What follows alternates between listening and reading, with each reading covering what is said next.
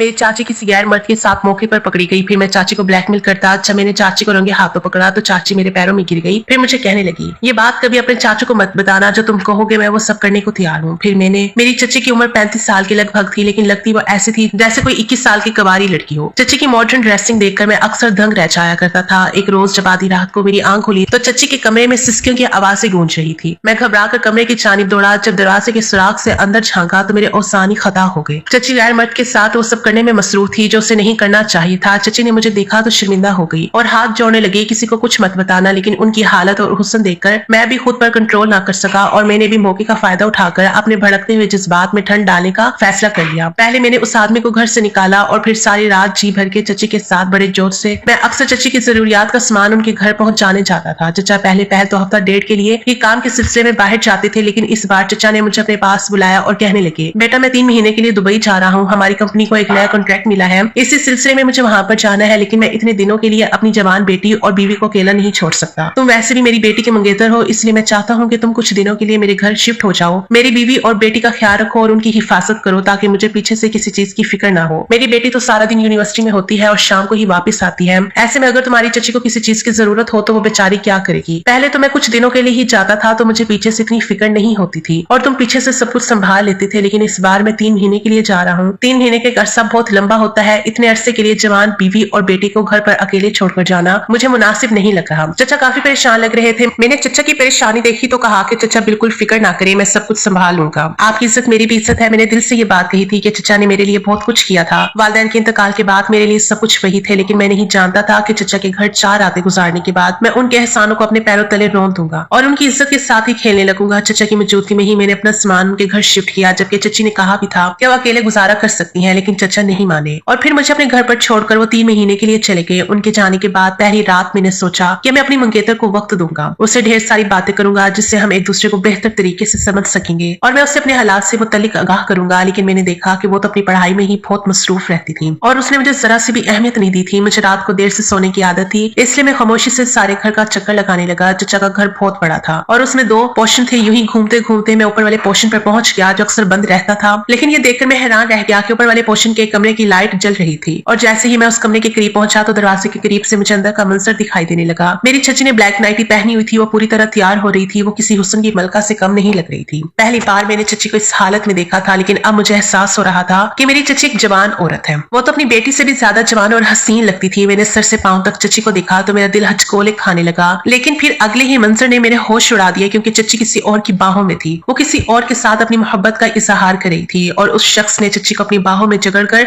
बिस्तर पर गिरा दिया था। उस मंजर ने तो जैसे मेरे कदमों तले से जमीन ही निकाल दी। मुझे यकीन नहीं हो रहा था कि चचा के पीछे मेरी चची किसी और मर्द के साथ यूं होगी। मैंने खामोशी से इस सारे दिल फरेब मंजर को अपने फोन में रिकॉर्ड कर लिया और फिर जब सुबह के वक्त चची उस कमरे से बाहर निकली तो मैंने मुस्कुराकर उन्हें देखा। मुझे देखते ही उनके होश उड़ गए। वो झिझकते हुए बोली, तुम यहाँ क्या कर रहे हो? मैंने अपने फोन की स्क्रीन पर रिकॉर्ड शुदा मनासिर उनके सामने किए तो चची के पसीने छूट पड़े। चची बहुत सहम चुकी थी। खौफ के मारे वो मुझे कुछ भी ना बोल सकी। मैं बेखौफ होकर उनके करीब हुआ और चची से कहा कि अच्छा, मुझे अब समझ आई है कि आप किस लिए मुझे अपने घर में नहीं रखना चाहती थी, क्योंकि मेरी मौजूदगी में आप आसानी से अपनी रातों को हंसी नहीं बना सकती थी। अफसोस, आप तो बहुत ही मनफी किरदार की मालिक निकली। मेरे चचा ने आपको इज्जत और एहतराम से इस घर में जगा दी थी, मगर आपने बदले में क्या किया? इससे मेरे चचा की पीठ में छुरा घोंप दिया। मेरी बात सुनकर चची अपनी खूबसूरत गोरे चेहरे पर आंसू छोड़ते हुए मुझे कहने लगी, तुम कुछ नहीं जानते, इसलिए प्लीज ऐसी बातें नहीं करो। तुम्हें क्या मालूम कि एक जवान औरत की कितनी जरूरियात होती है। दौलत के अलावा भी औरत को कुछ दरकार होता है जिससे औरत को तस्कीन मिलती है और राहत मिलती है, और अगर ये सुकून इससे कोई अपना नहीं दे सकेगा तो वो सुकून हासिल करने के लिए कोई ना कोई हल तो निकालेगी। और चंद घंटों में जो कुछ अभी तुमने देखा है वो झूठ नहीं है, लेकिन ये भी हकीकत है कि वो तुमने पूरा सच भी नहीं देखा है। मैं तुम्हारी चची हूँ, मुझे अच्छे बुरे की बहुत अच्छी तरह तमीज है, लेकिन इंसान कब तक अपने जज्बात का गला घोट सकता है? बल आखिर एक ना एक दिन तो सबर जवाब दे ही जाता है। और हाँ, एक बात तुम अच्छी तरह ज़हननशीं कर लो कि जो कुछ भी तुमने देखा है ये राज हम दोनों के दरमियान ही रहना चाहिए। खबरदार, अगर तुमने इस बारे में किसी के आगे जुबान खोलने की भी जरूरत की तो मैंने भी आग बबूला होकर दबी हुई आवाज में चची से कहा, आ मेरी बात कान खोलकर सुन लो। मैं न सिर्फ चचा को इस हकीकत से आगाह करूंगा बल्कि आपकी बेटी को भी सब कुछ बता दूंगा। उन लोगों को भी तो इल्म होना चाहिए कि आप रात के अंधेरे में किसी इंसान की बाहों में क्या गुल खिलाती रहती हैं। चची फौरन से मेरा बाजू पकड़कर जबरदस्ती मुझे अपने रूम में ले गई और मुझे बेड पर बिठाकर मेरे कदमों में बैठ गई और हाथ जोड़कर मुझे कहने लगी, देखो तुम मेरे होने वाले दामाद हो तो मेरे शौहर के भतीजे भी हो। मैं तुम्हें सब कुछ सच सच बता दूंगी, लेकिन प्लीज तुम मेरी बेटी को कुछ ना बताना। अगर तुमने बता दिया तो मैं जीते जी मर जाऊंगी। खुदा के वास्ते मेरी इज्जत को खराब मत करना। लेकिन मैंने चची के आंसू और जुड़ते हुए हाथों को नजरअंदाज करते हुए कहा कि मुझे आपके रोने से कोई फर्क नहीं पड़ने वाला, लेकिन हाँ अलबत्ता एक ही सूरत है जिसके जरिए मैं आपके राज को राज रख सकता हूँ। चची ने धीमे लहजे में पूछा, बोलो वो क्या है? मैंने कहा कि अगर आप मेरी डिमांड के सामने सर झुका लें और जिस ख्वाहिश का मैं आपके सामने इजहार करूं, और अगर आप मेरी वो ख्वाहिश पूरी कर दें, तो तभी मैं आपके राज को अपने सीने में दफन कर सकूंगा। मेरी तमाम बातें सुनने के बाद चची ने मुझे शक भरी निगाहों से देखते हुए फौरन कहा कि बताओ तो सही, आखिर तुम मुझसे क्या चाहते हो? मैं अपनी इज्जत बचाने की खातिर तुम्हारी हर बात मानने को दिलो जान से तैयार हूँ, जो भी है।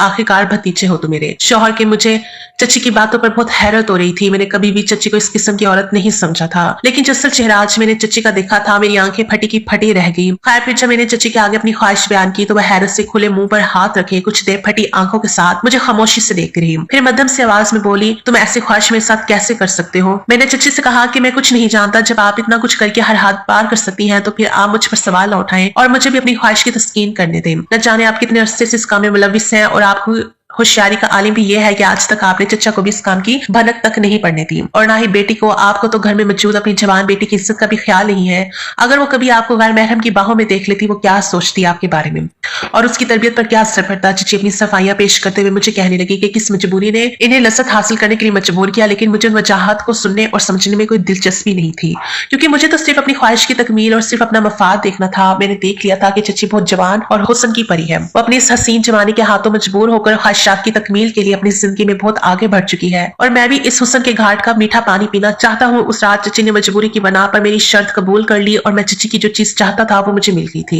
वो भी उस वक्त तक मिली जब तक मैं थक कर चूर नहीं हो गया। आज पहली बार मुझे एहसास हुआ था कि दुनिया वाकई बहुत हसीन और पुरलुत्फ है। इससे तो इंसान दुनिया के बहकावे में आकर आखिरत को भला बैठता है, लेकिन चची का ये वहम था कि बस एक ही बार मुझे पूरी तरह खुश करके उनकी जान छूट जाएगी। लेकिन मेरे उस दिन के बाद हर रात ही चची को ब्लैकमेल करके खुद को सुकून देना शुरू कर दिया था। मैं तो बस चची का ही दीवाना होकर रह गया था, क्योंकि चची ने जिस महारत से मुझे दिली तौर पर मुकम्मल मुतमईन किया था, उससे साफ जाहिर होता था कि चची का इस काम में बहुत तजर्बा हो चुका था। लेकिन अब वो बड़ी शिद्दत से चचा की वापसी का इंतजार करने लगी थी ताकि वो वापस आए तो मैं भी अपने घर का रुख करूं। लेकिन जब चचा वापस आए तो आते ही मैंने उनसे उसकी बेटी से अपनी शादी करने की बात की, और साथ ही मैंने ये भी कह दिया कि मेरा तो अब आपके घर से जाने को दिल ही नहीं चाहता। उधर अपने घर अकेले रहकर मेरा धक घुटता है। ये सुनकर मेरे चचा कहने लगे, मेरी भी यही ख्वाहिश है कि तुम शादी के बाद हमारे घर ही रहो। हमारी इकलौती बेटी है और तुम्हें घर दमाद रखने में मुझे कोई मसला नहीं है, बल्कि ऐसा करने से तो मेरा घर खुशियों का गवारा बन जाएगा। हमारी फैमिली तो पहले ही तुम्हें अपने साथ एडजस्ट कर चुकी है। मैंने भी फौरन हामी भर ली कि मुझे भी घर दमाद बनने में कोई एतराज नहीं। जबकि चची इस फैसले की मुखालफत करती रहेगी, लेकिन चचा ने उनकी एक ना सुनी। मेरी मंगेतर की 1 साल की पढ़ाई बाकी थी, लेकिन चचा ने फिर भी जबरदस्ती मेरी उससे शादी करवा दी, क्योंकि उन्हें काम के सिलसिले में अक्सर बाहर जाना पड़ता था। इसलिए उन्होंने फौरन बगैर कोई ताखीर की अपनी बेटी की शादी मुझसे करवा दी, और फिर खुद 1 महीने के बाद किसी दूसरे मुल्क चले गए। अब फिर से मुझे चची को ब्लैकमेल करने का मौका मिल गया। मैं चची को बार बार धमकाकर उसे अपने मकसद के लिए इस्तेमाल करता। मेरी जिंदगी अब सुकून और खुशियों का गवारा बन चुकी थी, क्योंकि अब दोनों माँ बेटियां मेरी मुकम्मल गिरफ्त में थी, और हर तरफ मुझे सुकून ही सुकून नजर आता था। सारा दिन तो मेरा ऑफिस में गुजरता, क्योंकि मैं चचा के कारोबार को भी देखता था। लेकिन रात के वक्त जब मेरी बीवी सो जाती थी तो मैं सीधा अपनी सास यानी कि चची के कमरे में पहुंच जाता और उन्हें फिर से अजियत देने लगता। अब वो मुझसे बहुत तंग आ चुकी थी कि लेकिन क्या करती, वो बेबस थी। ऐसे ही मेरी शादी को 4 महीने गुजर गए, और कब गुजरे पता ही ना चला। इस पूरे अरसे में मैंने अपनी बीवी से कहीं ज्यादा अपनी सास यानी चची को वक्त दिया, क्योंकि चची की निस्बत मेरी बीवी कुछ भी नहीं थी। चची तो हुस्न की मलका थी। मैं खुद को बहुत खुश नसीब तस्वर करता था, जिसे बैठे बैठाए ही हर किस्म का सुकून मुयस्सर आ गया था। कारोबार भी मिल गया, बीवी भी मिल गई, और फिर सास जैसी हूर परी और तजर्बा कार औरत के साथ। लेकिन फिर एक रात जब मैं कमरे से निकलकर अपनी चची के कमरे में पहुंचा और उनसे दोबारा अपनी ख्वाहिश का इज़हार करने लगा, तो न जाने कैसे मेरी बीवी वहां पहुंच गई और उसने मेरी बात सुन ली। वो चौंक कर कहने लगी कि ये सब क्या चल रहा है। चची के तो रंग ही उड़ गए। वो बुरी तरह घबरा चुकी थी, लेकिन मैं कहाँ डरने वाला था। बिला खौफ मैंने अपनी बीवी की जानिब देखा और उससे कहा कि मैं तो हर रात तुम्हारी माँ से मखसूस फरमाइश करता हूँ, और वो इसे पूरा भी कर देती है। बस आज भी इसी सिलसिले में आया था। मेरी बीवी जब इस बात की गहराई को ना समझ पाई तो वह हैरत से मुझे ही देखती जा रही थी। फिर मैंने सारी हकीकत वाज़ेह अल्फाज़ों में बता दी कि मैं कैसे उसकी माँ को ब्लैकमेल करके अपने मकासद हासिल करता आया हूँ। ये सुनकर उसके मुंह को तो जैसे ताला ही लग गया था। फिर मैंने मजीद हर हद पार करते हुए उसके सामने ही दोबारा से अपनी चची से अपनी ख्वाहिश का इज़हार कर दिया। चची अपनी बेटी के आगे शर्मिंदा होकर सर झुकाए खड़ी रही, जबकि मेरी बीवी को अभी मेरी बातों पर यकीन नहीं आया था। फिर वो अपनी माँ से पूछने लगी, माँ क्या ये सब सच है? क्या बाकी मेरे शौहर का इस मामले में साथ दे रही थी? वो फौरन उठी उठी और अपनी बेटी का हाथ पकड़कर उससे कहने लगी, बेटी मैंने कुछ भी जानबूझकर नहीं किया, मैं बहुत मजबूर हूँ, मेरे साथ तो खुद बहुत बड़ी नाइंसाफी हो रही है, मैं तुम्हारे शौहर के हाथों तो तेरी शादी से पहले की ब्लैकमेल हो रही हूँ, लेकिन मैं तुम्हें यह हकीकत बताकर परेशानी का शिकार नहीं करना चाहती थी, इसलिए तुम्हें कुछ नहीं बता सकी। मैं तेरी परेशानी के डर से ही ये सब तुझसे छुपा रही थी, मगर मुझे नहीं मालूम था कि मेरा ये राज तेरे शौहर की ख्वाहिशात पूरी करने के बावजूद भी फाश हो जाएगा, और अगर इस राज में बल आखिर फाश होना ही था तो मैं इसकी डिमांड पूरी ही ना करती। बात मुख्तसर मेरी सास ने खुद ही अपनी सच्चाई अपनी बेटी के सामने खोल कर रख दी। मेरी बीवी कितनी ही देर खामोश रही। मैंने चच्ची को पकड़कर बेड पर बिठाया और अपनी बीवी से कहा कि तुम कमरे में जाओ, मैं अपना हिसाब बराबर करके आता हूँ, लेकिन वो अकड़ कर वहीं खड़ी रही, कहने लगी, जो भी करना है मेरे सामने करो, मैं भी तो देखूं कि वो कौन सा खेल है जो तुम इतने अरसे से मेरी मासूम माँ के साथ खेल रहे हो। मैंने मुस्कुराकर चच्ची की तरफ देखा और कहने लगा, मैंने आपसे ऐसी भी कोई फरमाइश नहीं की जो पूरा करना आपके लिए नामुमकिन हो। 20 लाख की तो सिर्फ बात है, आप मुझे ये रकम दे दें, क्योंकि किसी के घर रहना मुझे भी अच्छा नहीं लगता, इसलिए मैं आप लोगों से चोरी छुपके अपना जाती मकान बना रहा हूँ जिसमें सिर्फ मैं और मेरी बीवी सुकून से रहे। लिहाजा मुझे बार बार पैसों की जरूरत भी इसलिए ही पेश आती है। अगर आपको अपनी इज्जत प्यारी है तो फिर आप मेरा ये मुतालबा पूरा करें। यही वो मुतालबा था जो मैं अपनी चच्ची से करता आ रहा था। आहिस्ता आहिस्ता मेरे अकाउंट में काफी रौनक आ गई थी और चच्ची का अकाउंट सुनसान होता जा रहा था, इसलिए वो बार बार इंकार करती जा रही थी और मैं उनकी जान सुलिट पर लटका रहा था। चच्ची कहने लगी, मैं सच कह रही हूँ, मेरे पास बिल्कुल भी पैसे नहीं बचे,